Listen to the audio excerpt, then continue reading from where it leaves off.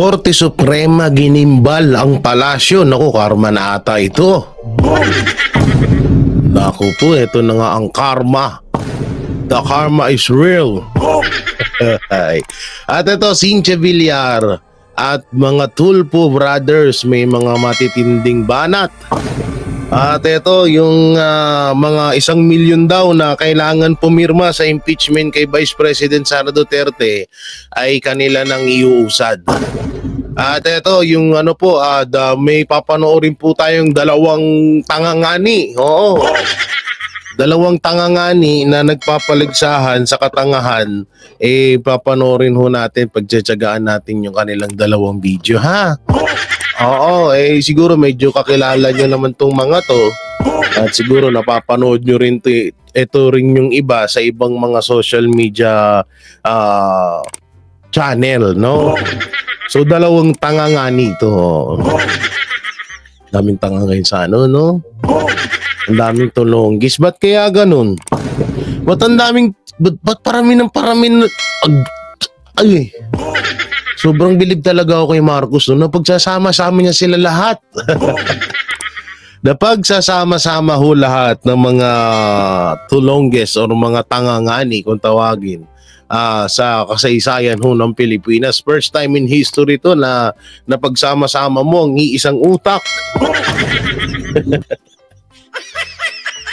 So, ang tataka kayo, bakit may unan? Tagalin ko na nga to. Visit na unan na yan na ano kasi, ang layo ko kasi. Umaano kasi yung aking yung aking bangko. Ayos nga natin konting camera. Medyo masyado na-expose yung kagwapuhan ko. So, ito na nga, pag-usapan muna natin to bago tayo mapunta doon sa Korte Suprema, ginimbal ang palasyo.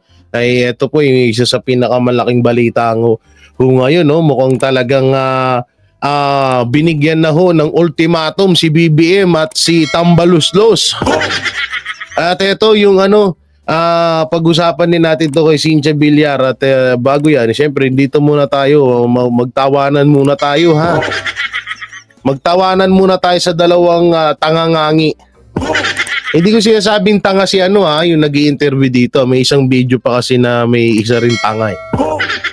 Dito kasi, etong si Trillanes, tinatanong ho dito, bakit hindi tumakbo bilang senador? Bakit daw sa mayor sa Caloocan?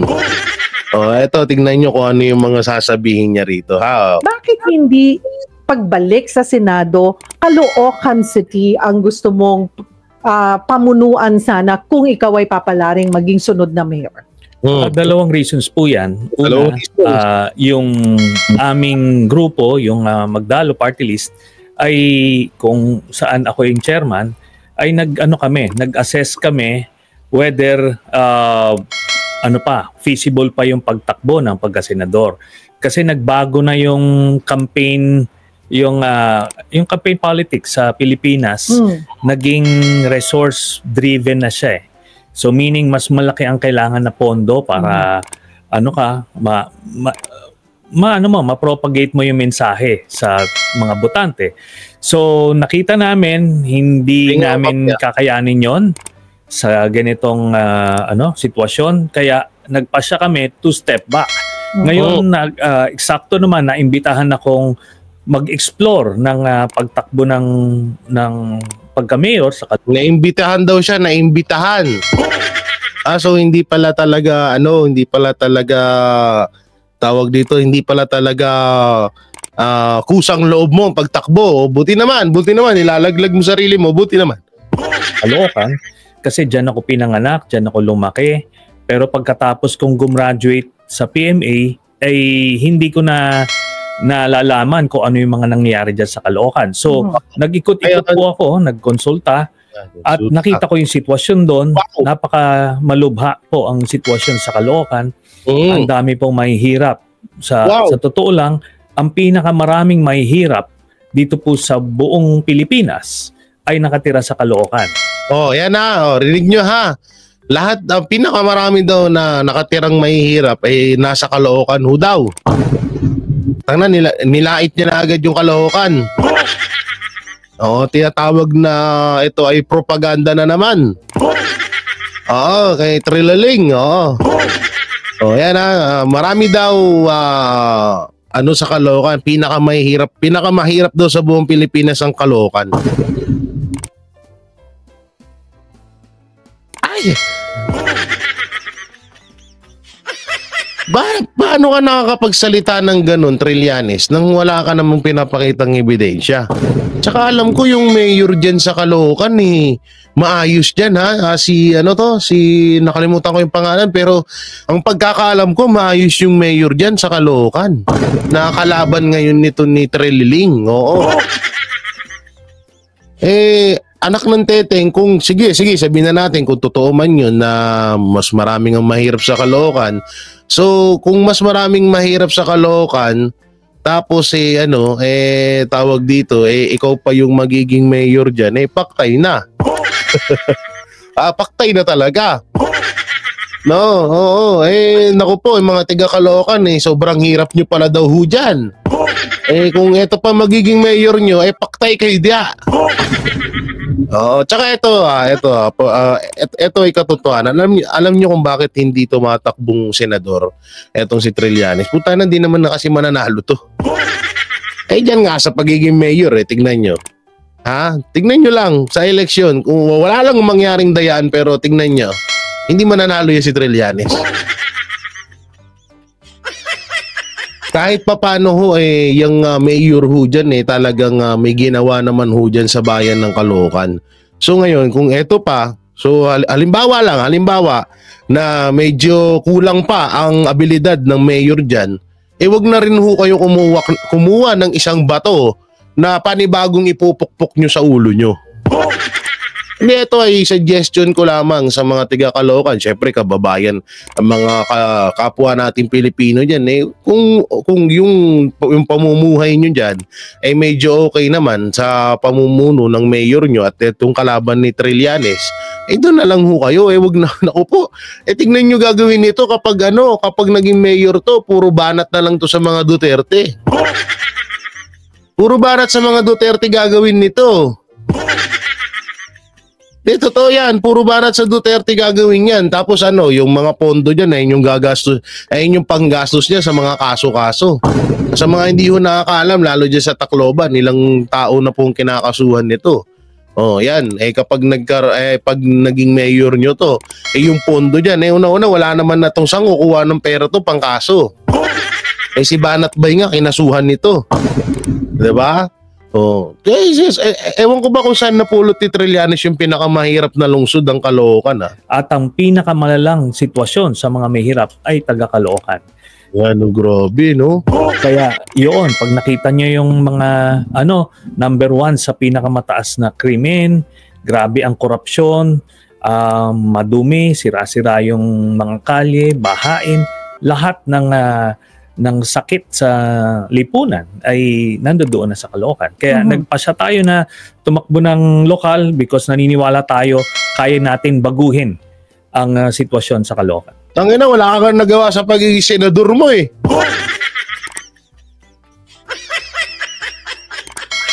Wala kang nagawa nung senador ka tapos babaguhin mo ang sitwasyon ng Caloocan. Ulul. Mga kaming gawing tanga ka.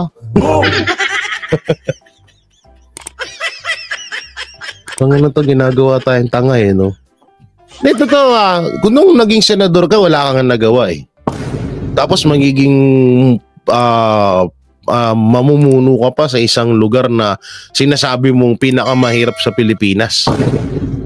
Yung pagiging senador mo nga, wala kang nagawa Anong gagawin mo dyan sa pagiging mayor mo?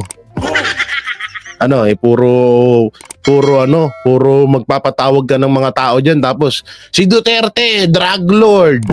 Si Duterte, adik. Hindi karapat dapat si Duterte sa ganyan. Yan, yun ang gagawin mo, araw-araw na lang dyan.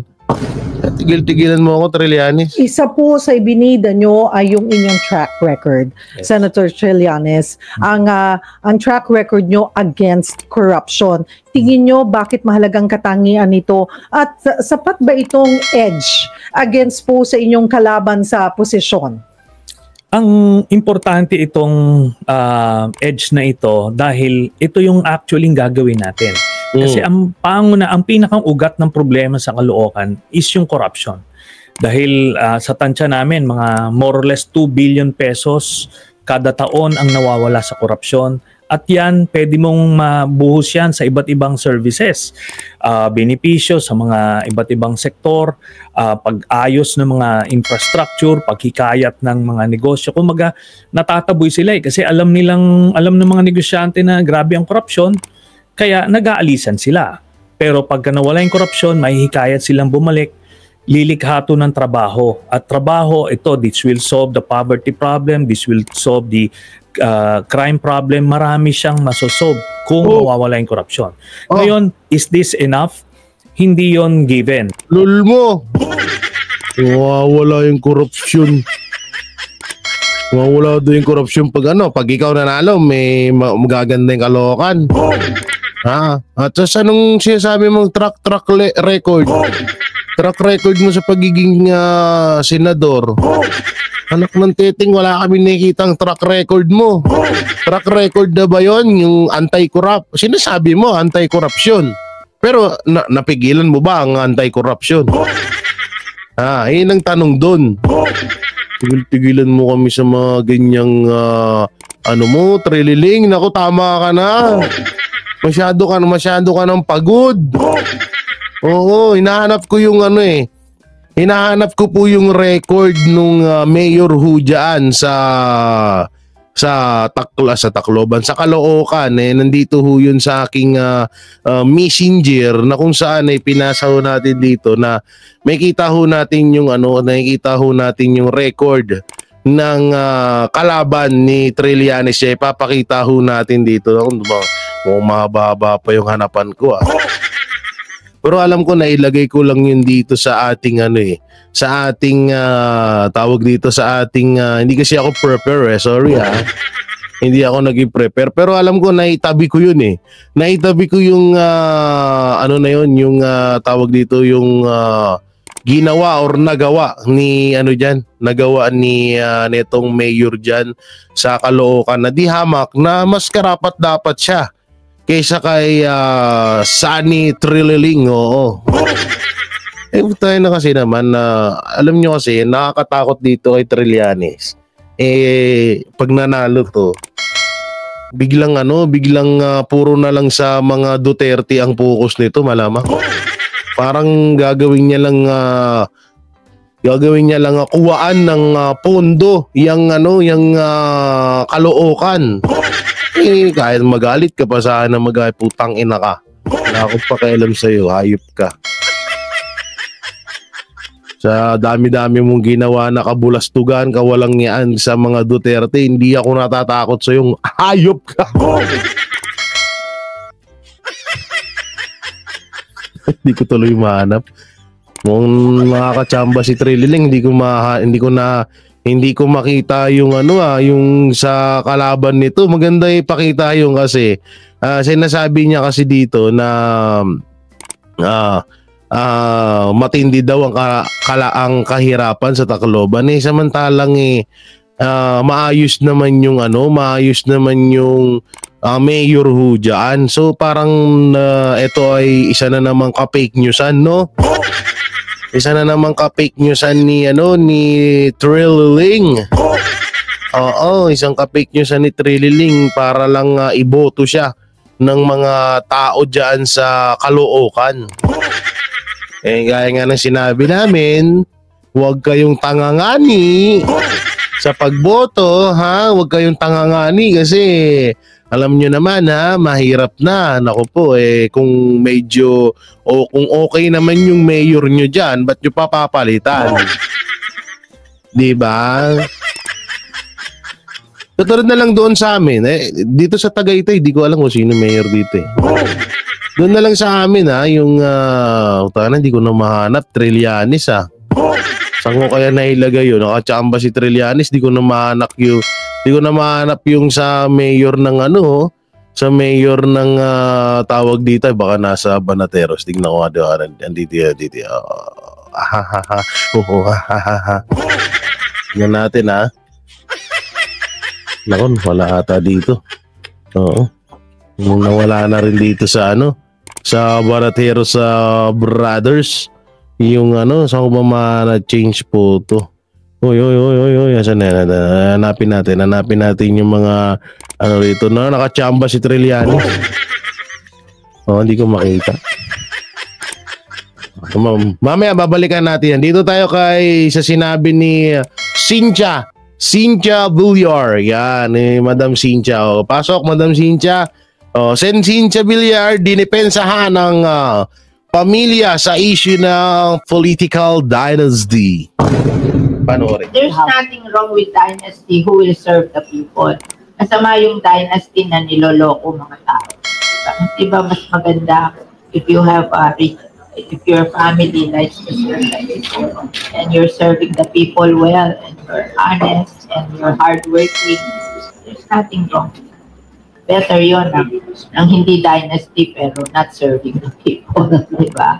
Sometimes it's a calling. Your daughter is now coming in the Senate and paulit-ulit yung tanong sa kanya na what new will she offer since yun nga, yung issue na binabato sa pamilya ninyo na parating yun at yun ang tumatakbo.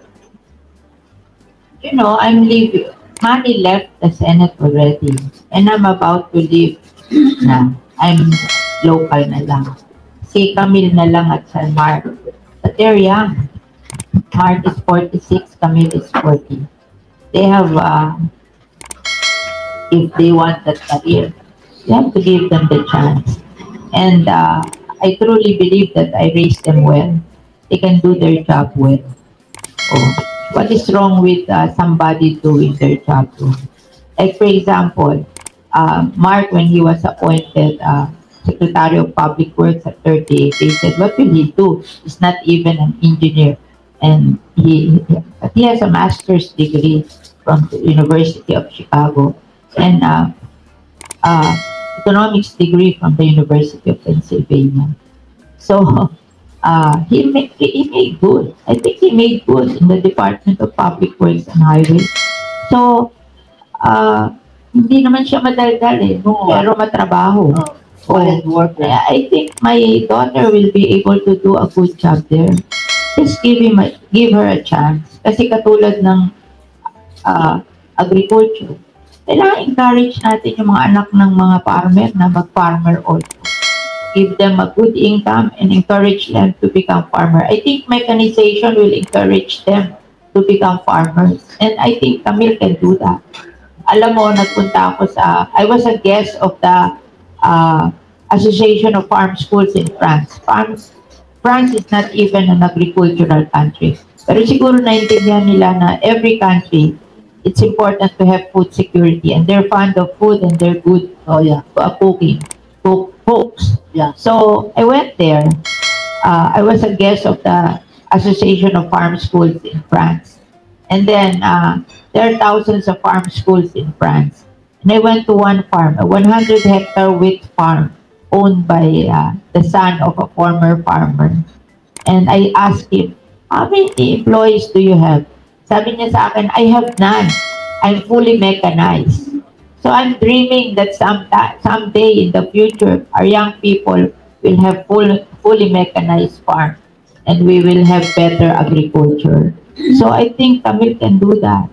Encourage the young people to be better because she's the youngest. So, and when you talk... Ito wait lang kasi nauuso na naman yung usapan sa political dynasty. Ang inaalala ko dito kasi sinampulan ng sinampulan ng Tulfo Brothers, so 'di ba? So sinampulan, so nawala naman din agad, hindi pinaburan ng COMELEC. Ang ano ko dito, kinakatakot ko rito baka bandang huli mapunta na naman to sa mga Duterte. Kasi alam naman ho natin. Kasi isipin nyo ito maigi nagkaroon ng baha sa Bicol. Ayan sa Davao namigay ng tulong. Alam naman ho natin na bataan ni Martin Romualdez yung tumatakbo doon sa Davao ngayon. At alam naman natin mga Nograles at yung si Pulong, si anak ni Pulong, si Mayor Baste, si Mayor Duterte, si dating Pangulong Duterte ang tumatakbo doon. So yun talaga, maituturing mo talagang dynasty nga ho yun talaga kasi magkakamag-anak. Pero depende naman ho yan. Kung maganda naman yung ipinapakita nung kahit magpalit-palit pa silang magkakamag-anak dyan, kung maganda naman ang naidudulot, kagaya ng nangyayari sa Davao, wala tayong problema ho doon. Ngayon ito yung usapan sa dynasty nga. Kasi naalarma ako dito parang may kutob ako dito na baka mapunta na naman sa baka may mga utusan na sa Comelec yung maglolo, magtito na mga Duterte. Kasi sa Tulpo ginawa natin yan. Parang ang mangyayari is palabas lang ang ginawa nila sa Tulpo Para sa akin parang palabas lang para ma-divert na naman nila yan or ma-connect na naman nila sa mga Duterte. Kaya dito medyo takosa ako dito Medyo iba yung kutob ko dito sa medyo iba kutob ko dito sa tawag dito. Iba yung kutob ko dito sa mga about sa political dynasty na to tsaka ito sinasabi ni Villar, totoo naman, wala namang problema sa pagiging sa ganyan sa political dynasty. Ang problema nga ho kasi doon, ano bang nagawa ng mga Villar? Sorry sa totoo lang ho tayo ano po ba ang nagawa ng mga ano ba ang nagawa ng mga Villar? So dito naman ho tayo, speaking of nagawa, ito puro to nagawa, puro ngawa. Ito panoorin natin. Magandang balita. Inulat ng Philippine Statistics Authority na bumagal sa 2.1% ang inflation rate o ang pagtaas ng presyo ng mga produkto at serbisyo sa bansa nitong Pebrero mula sa 2.9% noong Enero. Ito na ang pinakamababang antas na naiulat simula noong Setyembre 2024. Okay. Ang mas mababang antas ng inflation ay bunsod ng mas mabagal na pagtaas ng presyo ng food and non-alcoholic beverages na nasa 2% or 2.6%. Ang pagbagal naman ng presyo nito ay dahil sa mas mabagal na pagtaas ng presyo ng gulay at iba pang produkto. Kasunod ng mas mababang inflation rate na natili sa 2.5% ang average inflation rate ngayong 2025, napasok pa rin sa full year target ng gobyerno na 2 to 4%. Ayon sa National Economic and Development Authority, ang patuloy na pagbaba ng inflation rate ay indikasyon na epektibo ang mga hakbang na ginagawa ng gobyerno kontra sa tinatawag na inflationary pressures. Sisikapin din ng ahensya na panatilihing mababa ang inflation rate at tugunan agad ang mga posibleng pagtaas ng ibang commodities. At isa pang good news, available ang higit 2,000 trabaho mula sa iba't ibang industriya, kasama ang ICT, aviation, tourism at service sectors. Maaaring makita ang mga available na trabaho sa www.jobs@clark.com. Dito ay pwede nang mag-register para ma-match ang mga trabaho sa mga aplikante. So, sabi dito, pagbaba ng presyo ng bigas at karne, baboy asahan ngayong Marso ayon sa Malacanang. Okay.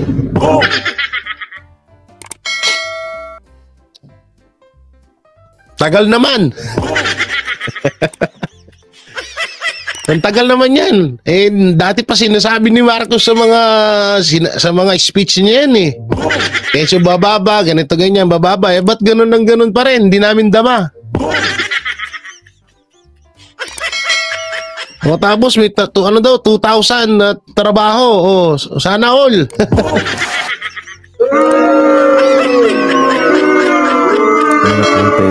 Ewan ko kung totoo to ha. Sana nga totoo. Kapag totoo, palakpakan natin yan. Pero kung ito ay isang di hamak na kasinungalingan na naman, yari kayo sa amin.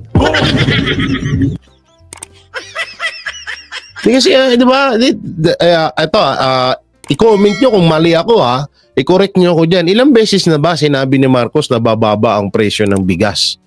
Bababa ang presyo ng mga bilihin. Bakit hanggang ngayon ganun pa rin? Tapos dinagdagan pa nito ni Attorney Blurred. Attorney Blurred Castro. But Blurred? Wala lang, blurred. Parang, alam mo yun, malabo, ganun. Oo. Tawag dito, dinugtungan mo pa. Baka mamaya hanapin sa'yo yan ng taong bayan, tapos sasabihin mo, fake news yan, fake news. So talaga, Attorney Blurred, oh. Tsaka iba yung datingan ni Attorney Blurred, ah. Talagang talagang professional. Alam mo, presidente. Bakit tayong good news? Puro good news, ha? Nagkaroon po kami kanina ng meeting with Secretary Laurel. Dahil aasahan po natin ang pagbaba ng presyo ng bigas. Okay? Ayan ha, aasahan ang presyo ng bigas. Hinahanap niya pa, okay? Sana, aasahan ang presyo ng bigas. Ayan, hindi mahanap.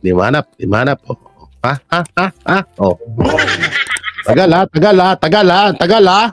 Pagdating po na by March 31, March 31. Sa ngayon po, ang presyo ng bigas kada kilo ay pumapalo po sa 49 pesos. Look, 49.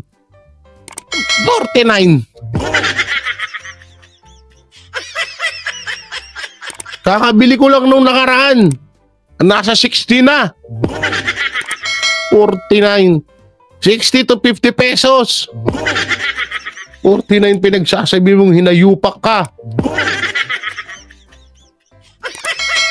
So talaga si Attorney Blurred no? Attorney Blurred. Ay, nako po, Attorney Blurred. Pero by March 31 po ay aasahan po natin ang pagbaba nito ng 45 pesos. Ito na, ilan lang? 49. 4 pesos. Ang laki ng binaba.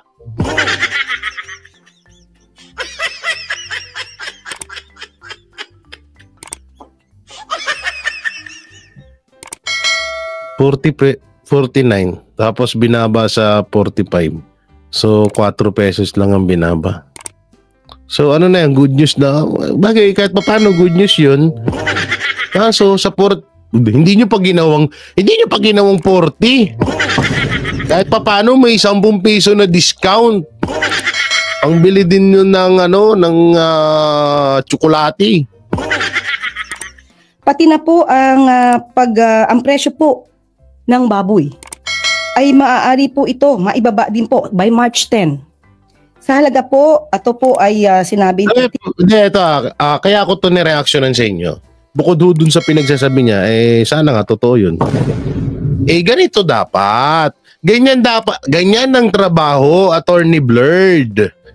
Yan, ganyan ang trabaho mo. Magsalita ka, magbalita ka or magbigay mensahe ka sa gustong iparating ng Malacanang. Yan ang trabaho mo. Hindi yung kung ano-ano yung pinagsasabi mo lagi. Kaya ka natatawag na tangangani. Yan, ganyan napaka-basic lang. Ganyan ang trabaho mo, Attorney Blurred. No? Wala kang ibang trabaho, ganyan ang trabaho mo. Kung ano yung sinabi ng Malacanang, iparating mo sa taong bayan. At yung mga good news na yun. Kahit bad news, iparating nyo pa rin. Ewan ko lang kung nagbabad news kayo. Ito yung trabaho mo, hindi yung fake news si Duterte. May tuturing ba? Joke lang yung mga sinasabi ni Duterte. Ganon. Yun yung doon, yun yung pangit doon. Kaya alam mo, Attorney Claire, bilang payo ko sa'yo, bilang attorney ka at ako, simpleng tambay lamang, isang dukhang vlogger, ganyan ang trabaho mo. Yan talaga ang trabaho mo. Hindi yung kung ano yung pinagsasabi mo sa mga Duterte. Ha? Oo ha, makinig ka ha. Huwag matigas ang ulo nga ni. Baka matawag kang tanga nga ni ha. Oo, eto naman, ito pa yung isa sa mga tanga nga ni. Mahigit 4 na buwan pang maghihintay bago umpisahan ang paglilitis kay Vice President Sara Duterte. Ito ay matapos suportahan ng mayorya ng mga senador ang panukalang timeline ni Senate President Francis Escudero para sa impeachment trial. Kaya naman inilunsad na ang People's Impeachment Movement. Ito ay upang kalampagin ng Senado at agad nang umpisahan ang paglilitis sa Vice Presidente. Wait lang ha. Ito daw ay impeachment, People Impeachment Movement. So tingnan nyo po ito po yung nag-i-impeach sa kay Vice President Sara Duterte. Bilangin natin. 1, 2, 3, 4, 5, 6, 7, 8, 9, 10, 11, 12, 13, 14, 15, 16, 17, 18. Tapos ang masaklap pa rito, puro pari pa yung mga 4 na hinayupak. Oo. So ito po yung nagpapa-impeach kay Vice President Sara Duterte. So isa na naman ho itong katangahan. Alam niyo kung bakit? Anak ng 32. Anak ng teteng 32 million ang bumoto dun sa tao, ang naghalal dun. Tapos kayong 18 lang ang magpapa-impeach. Sige, sabihin na natin 50 kayo. Sama nyo na yung Makabayan Black na sila Franz Castro Lipad. Sila Raul Manuel the TikTok Queen. At si Brosas the Bosas. No, isama nyo na lahat yan. Paano kami maniniwala sa inyo? Tapos eto, manghihikayat daw sila ng mga pipirma. 1 milyon na pirma daw. Para daw sa impeachment kay Vice President Sara Duterte para makumbinsi daw nila ang Senado. Ngayon, isipin nyo, sa 32 million na bumoto kay Vice President Sara Duterte, 1 million lang na boto ang kailangan. Ano na naman pakulo? Tsaka ito, dito ako bullshit sa mga paring to. Sorry. Alam nyo ako yung bininyagan sa, bilang Katoliko din, ho? Bininyagan po ako bilang Katoliko. Pero hindi ko mawari sa aking isipan na kung bakit dumadami ang mga mawalang galang na yung mga hinayupak na mga ganitong pari na nakikisali sa mga usapang politiko. Tapos ayun pa, ginamit pa nila sa likod. Tingnan mo yun nandun sa likod.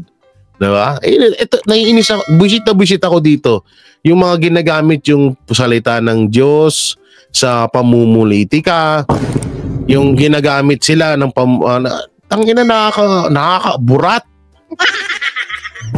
Sorry sa mga ito. Alam nyo, ito yung pinakapangit na nakikita ko na ginagawa sa buong Pilipinas.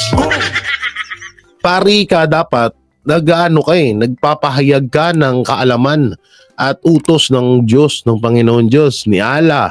Diba? Ganun eh. Kaso, ano nangyari nito sa mga to?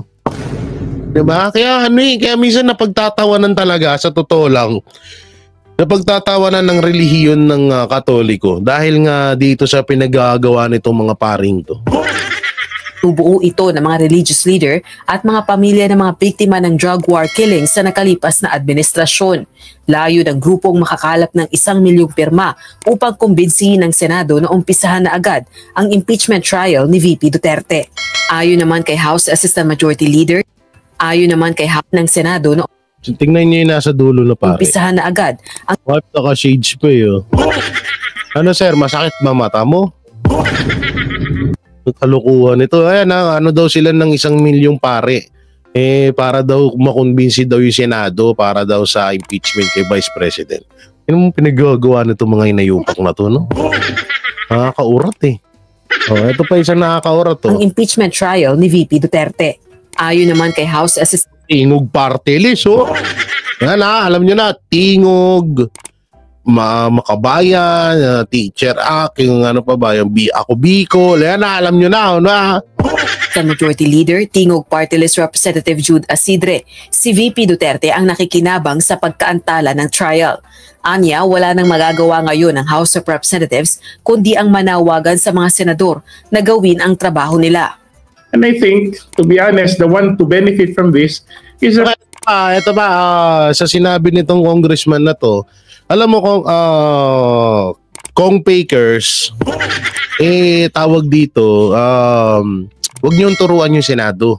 Mas mataas po sa inyo yun. Nasa laylayan ho nila kayo, ha? Alam nila yung trabaho nila kung anong gusto nilang gawin doon, ha?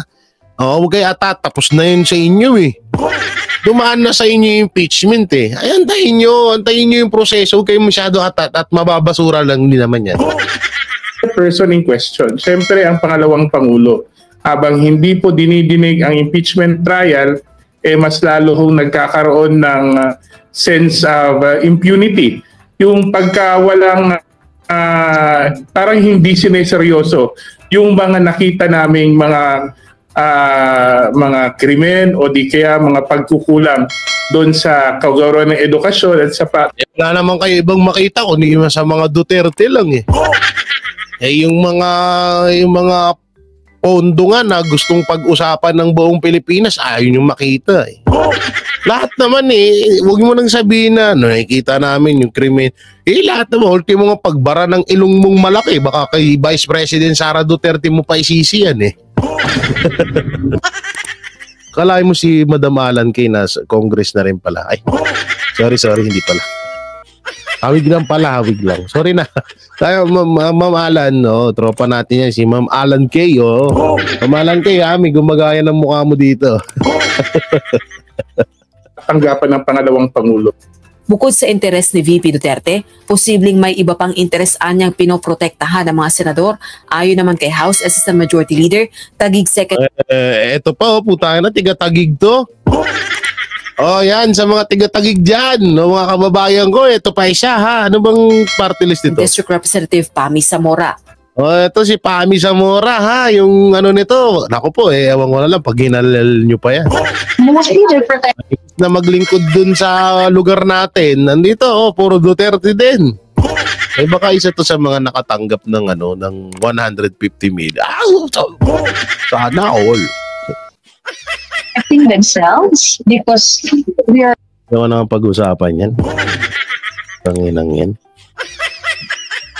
Sagwa no? Tangina, sabi, may nakita tayo, nakita ho namin yung mga krimen ito, wala naman kayo ibang nakita kundi yung mga Duterte lang, eh. Dito na tayo, mapunta na tayo dito sa video na kung saan ay asa na yan? OMG, bigla ang karma ito. Korte Suprema ginimbal ang palasyo. Binigyan ng ultimatum si BBM, Chis Escudero at Tambaluslos. Panoorin natin to. Maganda ito. Yan, mga judge. Na po ang mga judge. Panori. Ito ang mainit na balita na dapat malaman at mapanood ng taong bayan at pinag-uusapan ngayon sa mundo ng social media na tila ayaw ipalabas ng bayarang media. Tila nasampal ng kahihiyan ang gobyernong ngagba, lalong-lalo na ang Malacanang, Senado at Kamara matapos tahasang ibinunyag mismo ni Associate Supreme Court Justice Amy Lazaro Javier at Commission on Audit o COA at binasag ang katahimikan at katotohanan. Nagsalita na sa publiko patungkol sa mga di umano'y kababalaghan na nangyayari umano sa PhilHealth. Pero bago natin simulan ang balitang politika ngayon sa Pilipinas, kung ikaw ay at ikapalaga ng katotohanan at tila totoo talagang kasabihan na walang baho ang hindi aalingasaw at hindi mananaig ang kasinungalingan laban sa katotohanan. Matapos ang pananahimik, Associate Supreme Court Justice Amy Lazaro Javier at Commission on Audit o COA binasag na ang buong katotohanan sa PhilHealth na pilit di umanong ayaw ipalabas ng gobyernong ngagba ngayon at ng bayarang media. mula sa hinihingi ng Supreme Court at binigyan ng 10 araw para magpaliwanag o pagbibigay ng komento nila Marcos Jr., House Speaker Romualdez, Senate President Chis Escudero at Lucas Bersamin patungkol sa 2025 General Appropriation Act o GAA na kung saan isa di umanong unconstitutional. Ngayon naman, ang tahasang ibinunyag sa publiko ni Associate Supreme Court Amy Lazaro Javier matapos isiniwalat nito na bankrupt na umano ang PhilHealth at ito'y kinumpirma mismo ayon sa report ng Commission on Audit o COA. Nabanggit mismo sa isang oral arguments kamakailan lamang bilang isang patunay ay ating panuorin at pakinggang mabuti ang video na ito na dapat malaman ng taong bayan. The report of COA which shows that PhilHealth is bankrupt actually. Grabe, no? I don't know if you're aware of that. You ought to be aware. If you are, And COA has repeatedly highlighted that in its letters to PhilHealth.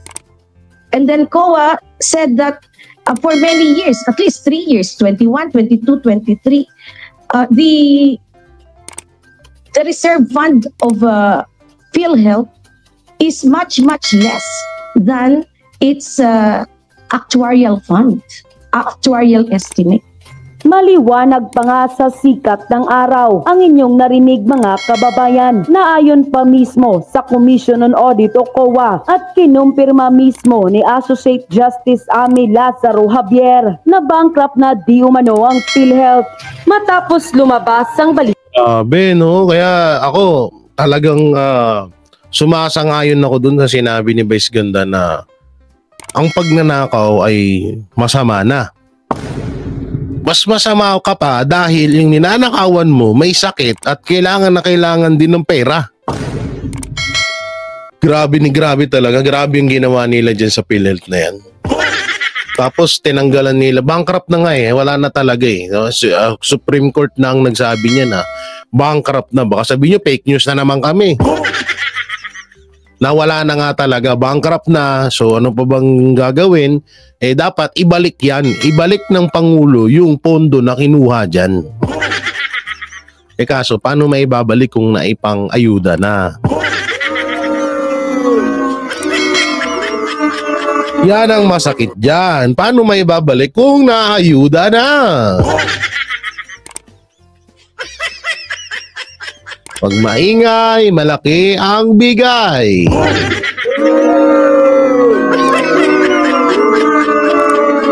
Ibang yung tangina, no? Hindi, alam nyo, hindi lang. Ang dami talagang kakarmahin. Hindi, promise ha, ito nararamdaman ko. Malakas ang ano ko eh. Psycho power. Wow. Nararamdaman ko, ang dami talagang kakarmahin. Hindi, alam nyo ha. Hindi man ngayon, siguro ngayon masaya kayo kasi marangya yung buhay, masarap yung buhay, matiwasa yung buhay nyo, wala pa kayo nararamdaman, no? Tawag dito, walang iniisip na problema. Darating at darating ang araw na bibiglain ka ng karma. Totoo yan, itagaan nyo yan sa bato, bibiglain ikaw ng karma. Na bigla na lang magugulat ka na kung hindi man sa'yo dumating or hindi man sa'yo ikaw yung paramdaman ng karma na yun sa pamilya mo. Oo. Kaya nga ito eh, diba may kasabihan tayo, ang buhay natin pinahiram lang yan ng Panginoon Diyos. Na dapat ubusin mo yung buhay mo na yan sa pamamagitan ng kabutihan. Pero kung ganito naman, ang gagawin mo sa buhay mo, sa tanang buhay mo, na magnakaw ka lang na magnakaw sa kaban ng bayan, yung pagnanakaw nga, masama na. Tapos, yung ninakawan mo pa, yung mga may sakit pa, yung mga maapektuhan kasi dito sa PhilHealth na to, yung may mga sakit talaga. No, yung may mga karamdaman na PhilHealth na lang yung tanging pag-asa. Tapos ninakaw mo pa, putang ina, sabihin ko sa'yo, tagaan nyo yan sa bato. Darating at darating yung karma sa inyo. Ako, gusto kong maging karma sa kanila. Ako na yung huhusga, sige. No? yung tipong hindi agad sila mamamatay, yung tipong talagang iindahin nila yung sakit na ibibigay sa kanila nung itaas para karma, yung ibibigay sa kanilang karma ay yung tipong iindahin nila.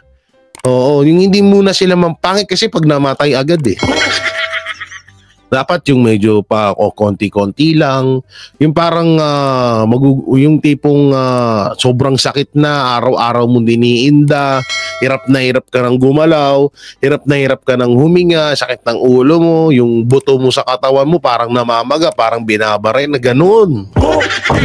Hindi kasi hindi to biro, mga banateros, masama man yung sinasabi ko, pero deserve ng mga taong mga walang yayan. Totoo yan.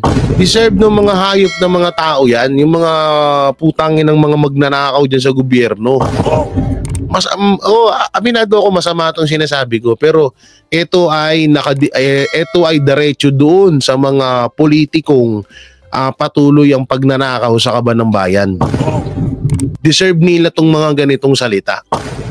No, dahil kung sila nga wala silang awa sa atin, tapos tayo maaawa sa kanila, putang ina nila. Sorry.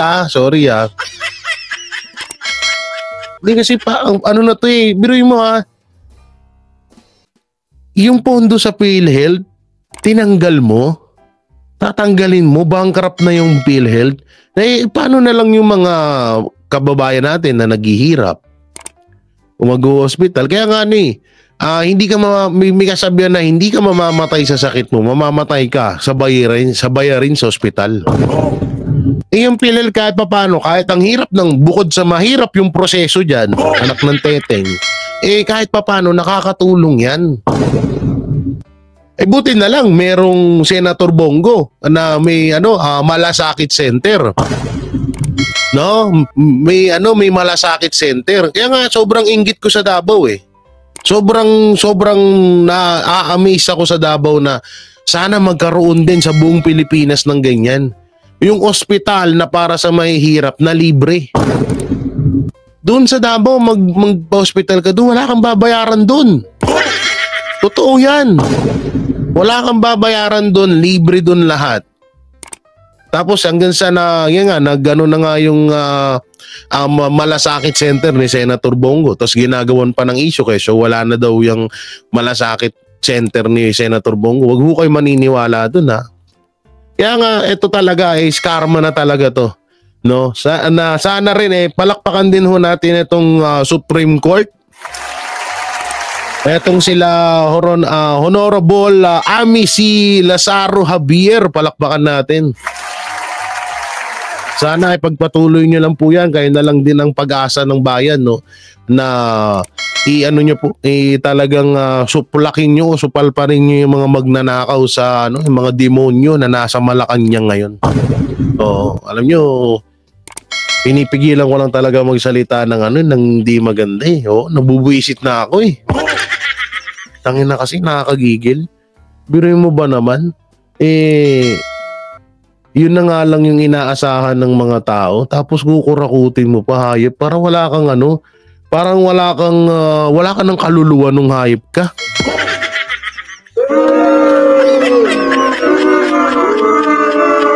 Samantalang mabalik tayo, ito yung sinasabi ko kanina yung kay Trillanes. Ito, tingnan natin yung track record nung ni Trillanes. Ito po yung kalaban ni Trillanes Oo.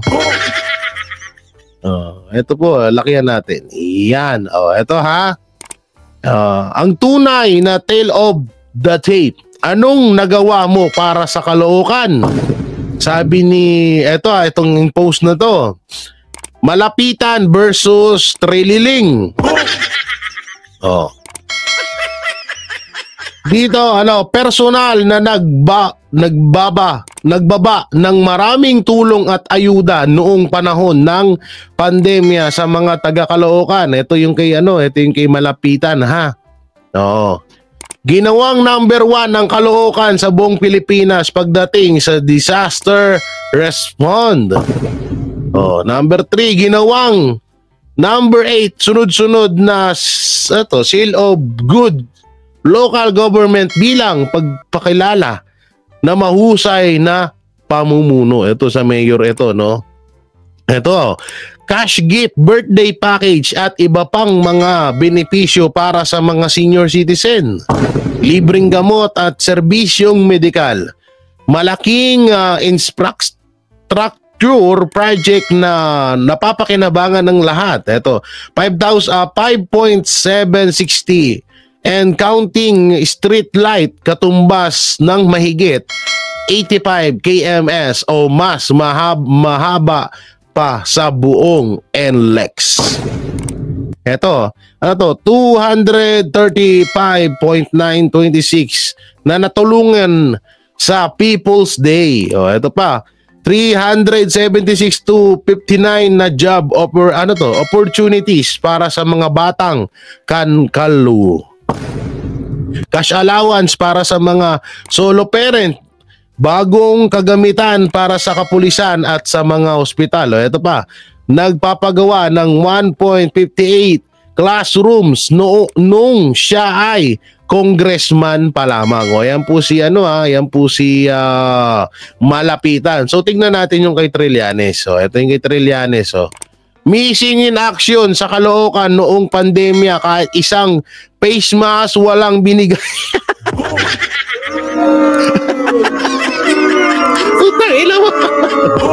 Tapos kanina yabang-yabang mo, hayop ka. O, eto, ginawang konsultant sa Senado ang kanyang driver, houseboy at kapatid. Ano to, ito ba? Ipinagawa ang Trillanes Court sa North Caloocan. Napakinabangan nyo ba? O, ito ba? Ibinenta ang Pilipinas sa China. Naku po. Top spender sa Senado o senador na may pinakamalaking gastos sa taon-taon. Kilalang senador bilang gentleman from Bicol tapos biglang taga-Caloocan. Ilang po. Sana sino gumawa nito? Love trip to, ha? Iniwan sa ere ang mga kasamahan sundalo, hinimok niyang magrebelde. Kilala bilang sinungaling at mahilig gumawa ng paninira. Ito pa, nakulong ng mahigit 7 na taon. Rebelde at kilala sa pang-aaway at pangbabatiko sa mga politiko na hindi niya napapakinabangan. Pero dito akong tawang-tawa, oh. Tignan mo, ha. Ito. Tawang-tawa ako dito, guys. Tawang-tawa ako dito kasi nga, alam niyo kung bakit? Alam niyo kung bakit tawang-tawa ko yan? Basahin natin, ha. Kilala sa Senado bilang gentleman from Bicol. Pero, tapos biglang taga-Caloocan. Tangin na, Trillanes talaga. O ngayon, mga taga-Caloocan, mag-isip-isip na kayo, ha? Oo, sabi ko nga paulit-ulit, kung okay naman yung pamamalakad, mukhang okay naman ng mayor dyan sa Caloocan, dyan na lang kayo. Huwag nyo na akong isingit pa yan si Trillanes. Sabi ko nga sa inyo, para kayong kumuha na isang bato na may bubog na pinakpok nyo sa ulo nyo. Pag binoto niya yan, tandaan nyo yan, gagawin lang kayong pondo niya, yung pondo ng lugar nyo, gagawin niya lang pang kaso-kaso sa mga vlogger yan. Nako po.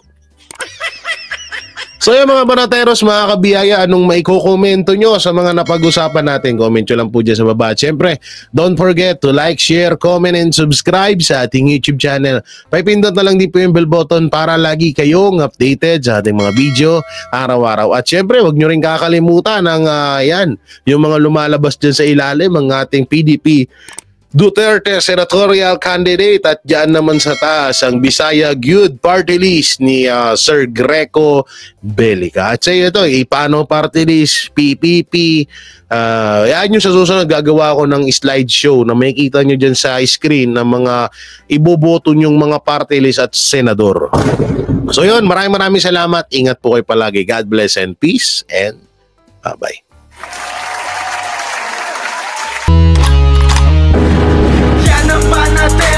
Walang inuuro.